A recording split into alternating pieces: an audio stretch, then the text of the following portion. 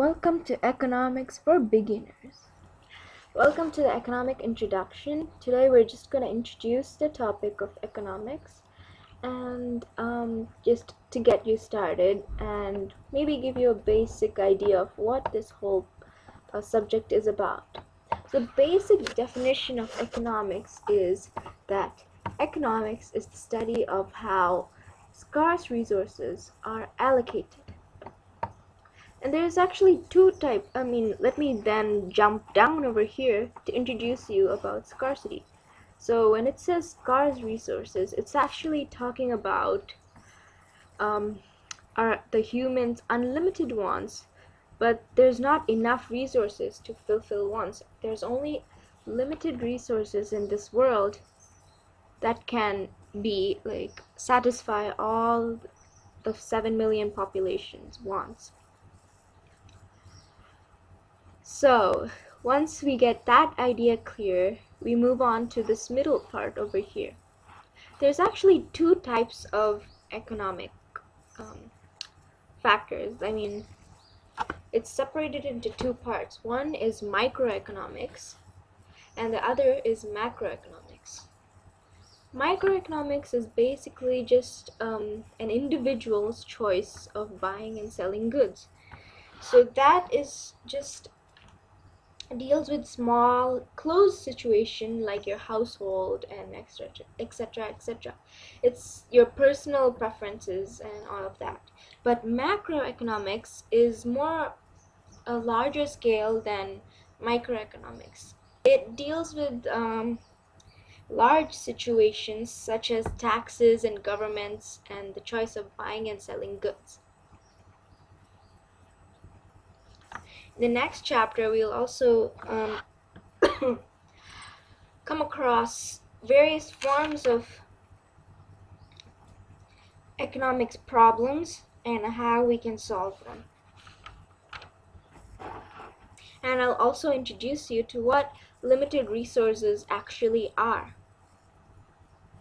Hi everyone, welcome to another video on economics, and today I'm just going to introduce you to two basic statements in economics. They define what an economic problem is. They can also be applied in real life situations, which you will know when you look at this video. So let's get started. The first of these statements is a normative statement.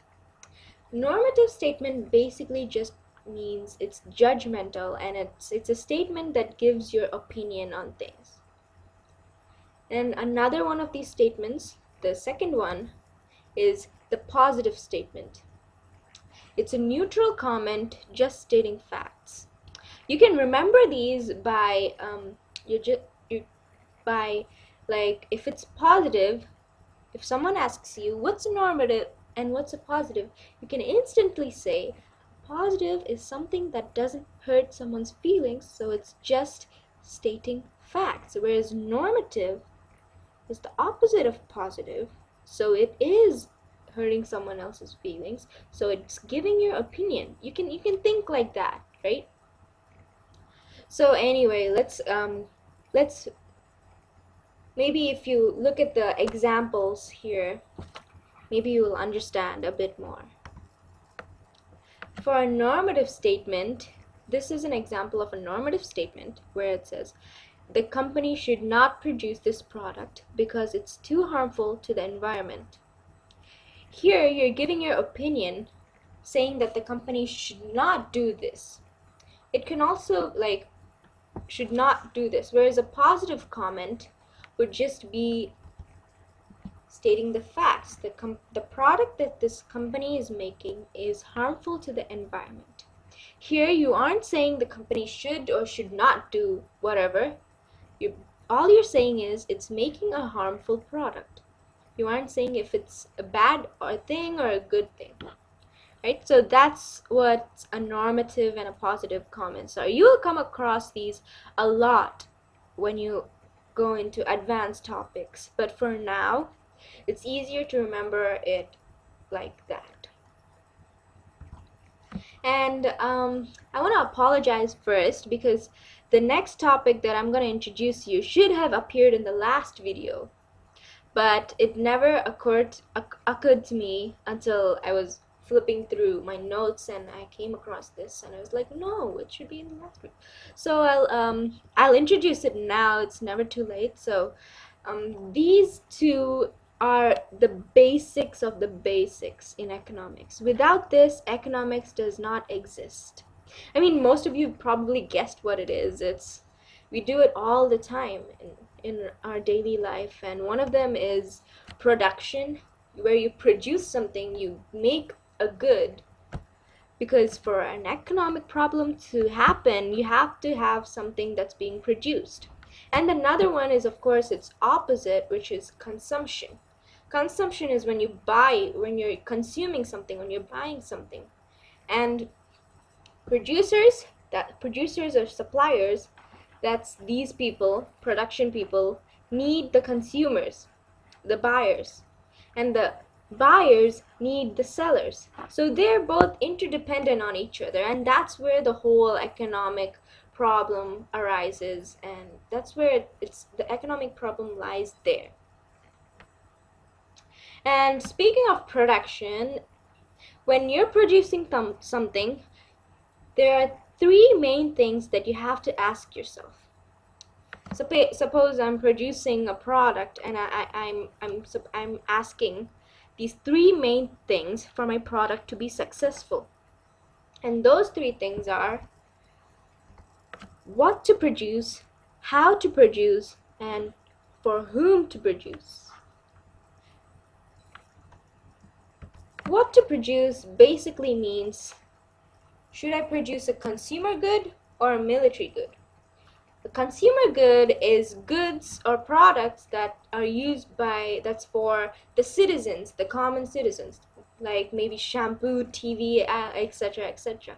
Whereas military goods are products that are used for defending the country, such as military equipments like guns, cannons,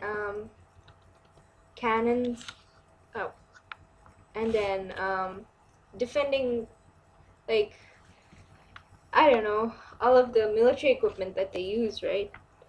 That's basically the choice that you have to make. Should I produce for my citizens or should I produce for my country? The next one is how to produce. How to produce basically means, how can I get the maximum out of the limited resources available? And this means I cannot waste any of the resources. And how can I get the best out of what I have? The next one is whom to produce. Whom to produce is very simple. It's who will benefit from this product. If I make this product, will it be any use to someone? Right? That's what everyone should be asking themselves. Any supplier or any producer always goes through this process, although not in the same words, but it's the same idea behind every single one who makes a product. Because without, if the product does not satisfy what they have in mind, it will definitely not be successful. Thank you for watching, and in the next video I will elaborate more on what limited resources actually are, because I know it can cause a bit of confusion how to exactly pinpoint what a limited resource is. So I will elaborate more on that, and I will give you more information, and the next video will be, of course, the last one for the introduction. After that, we will be moving on to more complex problems, but I hope you enjoyed, you learned something from this video, and I hope I made it easier for you to understand this subject. Economics really is an interesting subject once you get to know it. Anyway, I'll see you in the next video. Until then, subscribe to me.